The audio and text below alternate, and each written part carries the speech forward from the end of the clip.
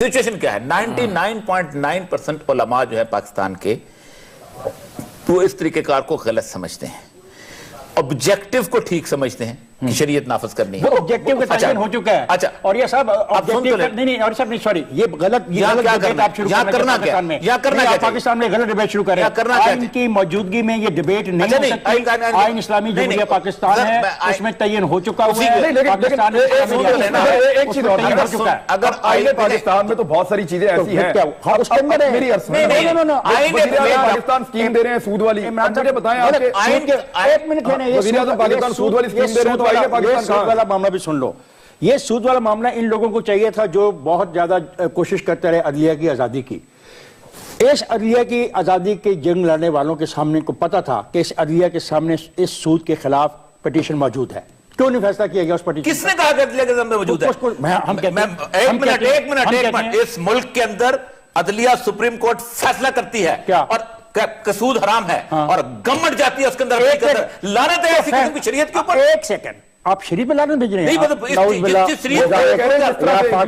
مجھے معاف کرنا میں گناہگار ہوں، ایسی باتیں سن رہا ہوں۔ کمال کی بات ہے، یہ بات نہ کریں نواز شریف سب سے پہلے گیا سود کے خلاف، آپ اس شریعت کو مانتے ہیں؟ بالکل میں مانتا ہوں۔ نہیں آپ اس شریعت کو مانتے ہیں سود جائز ہے؟ آرام سے ایسے جذباتی بات نہ کریں، آپ نے بالکل غلط بات کر رہے ہیں۔ میں آئین پاکستان کا تحفظ اٹھانے کا فیصلہ کر چکا ہوں، میں آرٹیکل 5 کے تحت تابع ہوں۔ آئین کے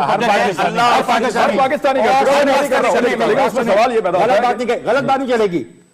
عدالت کے سامنے وہ پڑا ہے، عدالت اس کو کیوں نہیں فیصلہ دیتی؟ کس کے کون سی عدالت کے پاس پڑا ہے؟ آپ نے خود کہا کون سی عدالت کے پاس پڑا ہے؟ یہ کنفیوژن ہے۔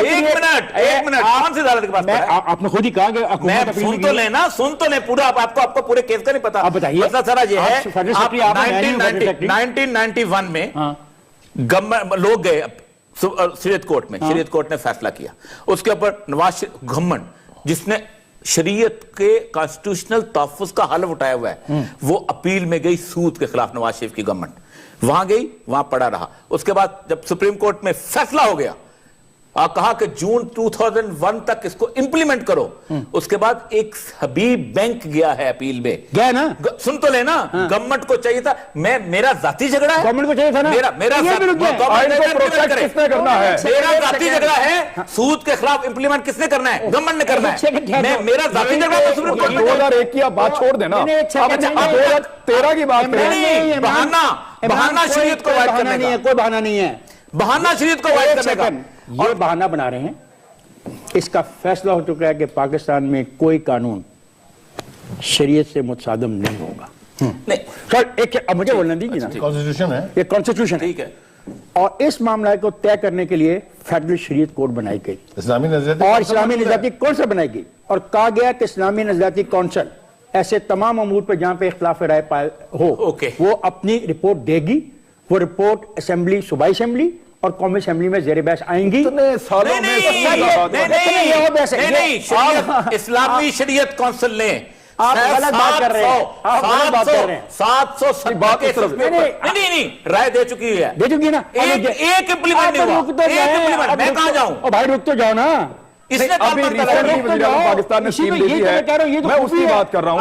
آئین میں یہی تو خوبی ہے کہ آئین نے رستہ بتایا ہے۔ نہیں رستہ بتایا، منافقت ہے یہ، تو پھر آئین توڑ دو۔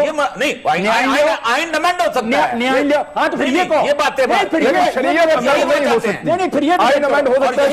نہیں ہو سکتا۔ شریعت جو طالبان دے رہے ہیں آپ اس سے اختلاف کر سکتے ہیں، لیکن جس شریعت پہ حکومت کاربند ہے آپ اس سے بھی اختلاف کر سکتے ہیں۔ ہوگی نا بات، نہیں آج آپ کے ڈیبیٹ میں پھر مذاکرات کا رستہ تو نکلتا ہے۔ نہیں، طالبان جو شریعت چاہتے ہیں بندوق کے ذریعے، میں اس کی حمایت اس لیے نہیں کرتا کہ اس کے لیے آئین پاکستان میں کوئی جگہ نہ ہے۔ اور حکومت کے پاس اپنی طاقت کے ساتھ، ریاست کے ساتھ جو شریعت ہے، ریاست کے پاس اس شریعت میں جو سودی نظام چل رہا ہے اس کی بھی آپ بھائی صاحب ایک گزارش مجھے کرنے دیں۔ جی، جس وقت تک ہم